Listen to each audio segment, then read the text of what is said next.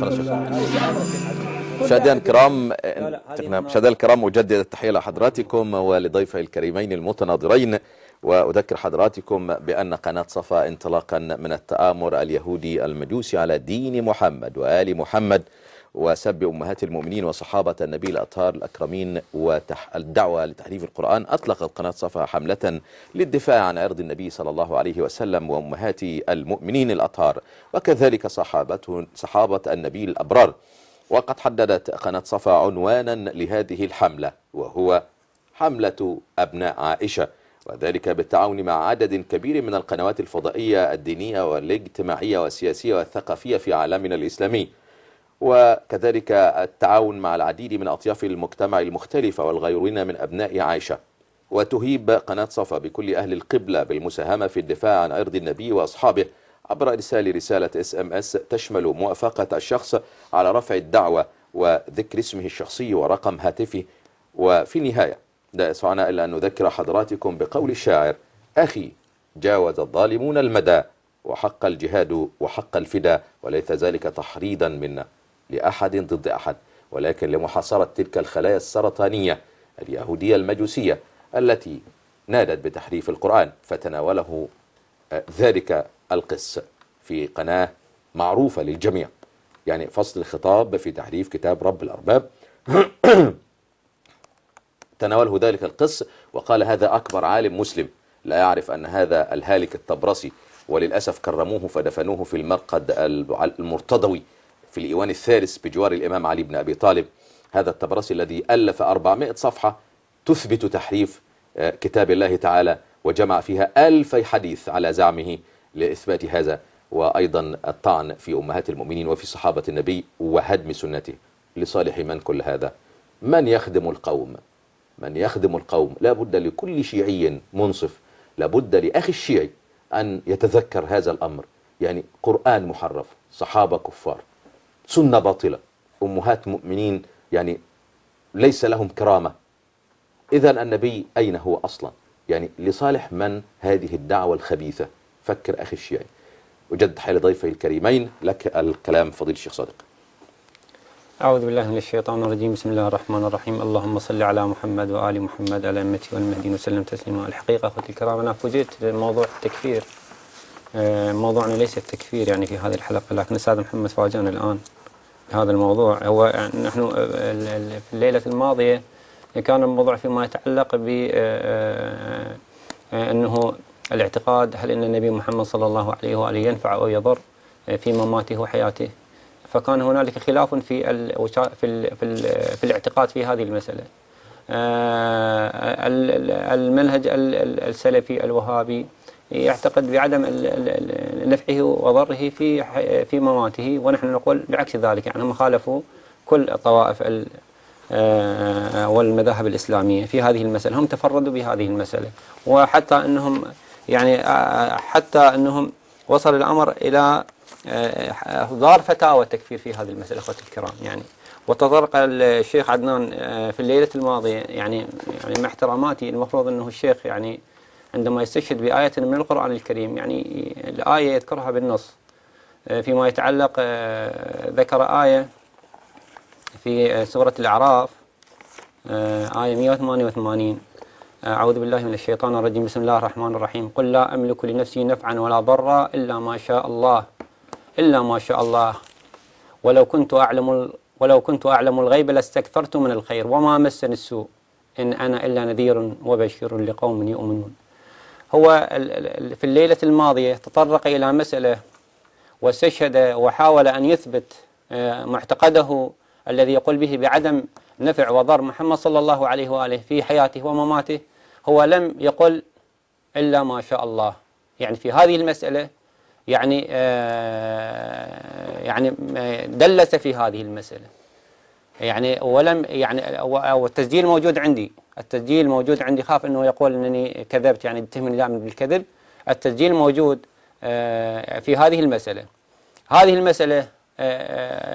قل لا أملك لنفسي نفعا ولا ضرا إلا ما شاء الله، بإشاءة الله، هذا الاستثناء، بإشاءة الله يملك الضر والنفع في حياته ومماته، وهذا ثابت للنبي محمد صلى الله عليه وآله. وهذا ما أردت أشير إلى هذه المسألة التي يعني تطرق لها الشيخ عدنان في حتى أصحح هذا الأمر، حتى أصحح هذا الأمر وأبين هذا المعتقد الذي يعتقد به. وأول ودلس في هذه الآية لم يذكر ما شاء الله، المفروض كان يذكر ما شاء الله.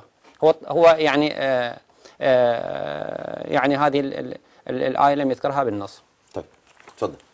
نعم. يعني الشاهد بقى، يعني كنت عايز تقول ايه؟ انه اقول انه محمد صلى الله عليه واله هذا دليل لنا وليس دليل ضدنا. علامة. هذا دليل لنا على ان محمد صلى الله عليه واله ينفع ويضر في مماته وفي حياته، ويجوز التوسل والاستشفاع به والتبرك بكل آثاره، هذه ثابتة. بل ان الذي يقول بذلك يعني عكس ذلك، يعني الفكر الوهابي، الفكر الوهابي، ويكفر على كل من يعتقد بهذه المسألة. هنالك فتاوى صدرت بهذه المسألة، كفر الصوفية، كفر الأشاعرة، فتاوى موجودة بالتكفير كل من يعتقد بهذه الأمور العقائدية. هذا ما أردت أن أبينه في هذه المسألة. نعم. وسؤالي للشيخ عدنان في هذا، هو لم يجبني على أنه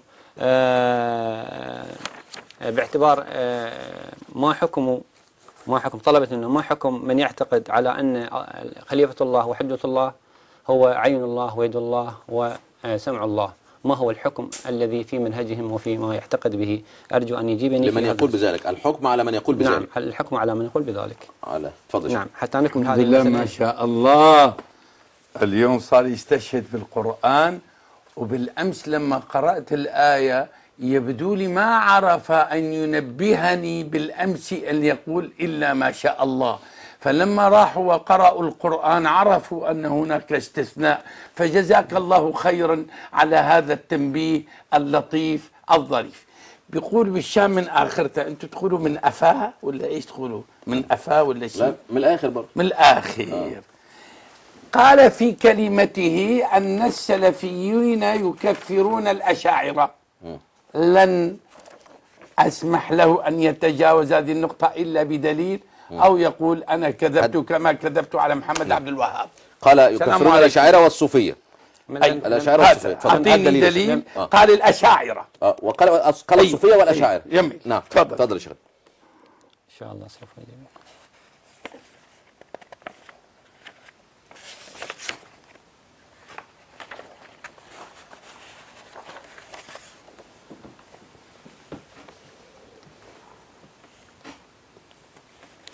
نعم، في كتابهم المسمى توحيد. كتاب من؟ هم الكتاب التوحيد، تأليف الفوزان، وزارة التربية والتعليم المملكة العربية السعودية لسنة 1424، صفحة 66 و67. وصفوا في هذا الكتاب المقرة في مدارس الأشاعرة بالشرك، وقالوا عن المشركين الأوائل فهؤلاء المشركين. اقرأ كلامهم، لا أسمح. فقال اقرأ كلامه حرفيا. اقرأ كلامه حرفيا. تفضل.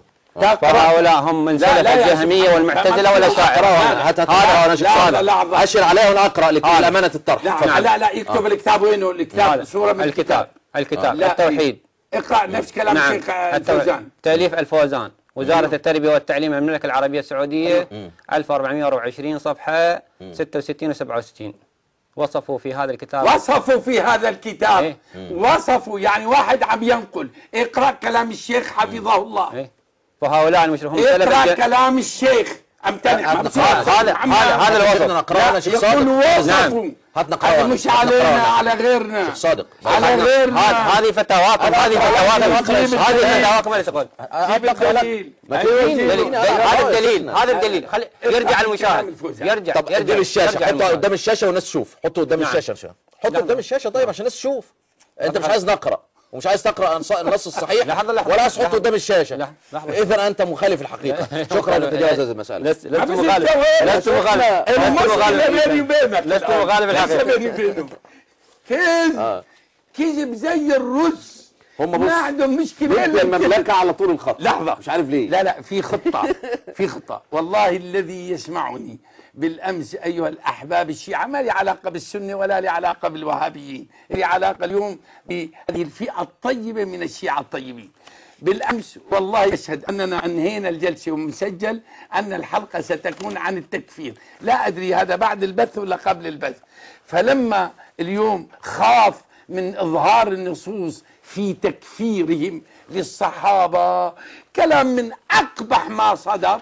الآن قال لا بنفتح التوحيد، ومع ذلك أنا سأفتح باب التوحيد من باب رد عليه. لاحظوا بيقرأ عن العدو. نحن نجيب لي كتاب الشيخ الفوزان رحمه الله، وهو من لا شك من الشيوخ يرجع الاخوان انا اعطيت لا ما يرجع الاخوان، انت ترجع. نعم. جئت لمناظرتي، محضر انت والمهدي امبارح، كلامك كلام المعصوم. هذا الكلام اتصلت المهدي امس، هذا الكلام موجود. انا اقول الان نعم. يطلع المهدي يطلعنا صورة كتاب الفوزان على الشاشة. يا عمر الفاروق الله يعينكم علي، طلعنا، اتصل بالمهدي يقول له طلع لي صورة كتاب الشيخ الفوزان في هذا الكذب من نقلوا عنه. لست مكلفا بالدفاع عن الشيخ الفوزان، وإن كان هذا واجب كعالم من علماء المسلمين، ولكن لتروا هذا الكذب بيطلع من كذبه بيدخل بكذب. لست كاذبا. اقرا من كتابه. اعطيني مجال بعد. تفضل. قال علي بن محمد بن سنان المدرس في المسجد. لا هذه فتاوى التكفير. لا والجامعه الوهابيه المسمات الجامعه الاسلاميه. لا يا عيوني، وحده المجموع المفيد في عقيده التوحيد. اعطي المصادر والاخوه يرجعون. المجموع المفيد في عقيده التوحيد. استاذ أصل كل ما بيتكلم يا شيخنا بيوقع نفسه في مثالب. المجموع دعني يكمل. المجموع الأشاعرة من عقيدة التوحيد. لا تشوش أيها المسلمون، لا ينفع إسلامكم إلا إذا أعلنتم الحرب العشواء على هذه الطرق الصوفية قضيتم عليها. قاتلوا والله لن يأتي بدليل. قاتلوا المفروض يا شيخنا يا شيخ صادق اليهود والمجوس. المفروض من يأتي إلى هذا الكرسي من الشيعة أو علمائهم، بدل ما نكتب في المناظرة إذا ثبت أنه يكذب كذب واحد يطرد، نقول والله وأقسم على ذلك إذا ثبت أنه يصدق مرة واحدة يطرد من المناظرة. شيخ صادق، سؤال الشيخ أنت اتهمت الأشاعرة والصوفية. نعم هذه أقرأ فتاوى إيه؟ أنت بتنط من حتة لحتة ليه؟ أقرأ فتاواكم. هذه فتاواكم أنت قلت هذه الفتاوى. لا أنت مدير. هذه الفتاوى. نعم. لا تكون بالتشويش. لا أنت قلت حرفيا. قلت حرفيا. نعم. إن الشيخ فضيلة الشيخ صالح الفوزان حفظه الله وتولاه، قلت أمام الناس أنه يكفر الأشاعرة، والمملكة مشان ننصح الآن الحكومة تستعين بالأزهر وبجامعات دمشق اللي مذهب على الأشاعرة، وتأتي بهم مدرسين إلى جامعتها. وقلما تجد دكتور من المصريين الأفاضل إلا درس في جامعة من جامعات المملكة. فلازم ننصح الآن المملكة إنه كيف بتجيب كفار. فالآن إن تقرأ قلت قال الشيخ فوزان أن الأشاعرة كفار، انسحب، أنا بخطئ وأنت اخطئ. على من يكفرهم؟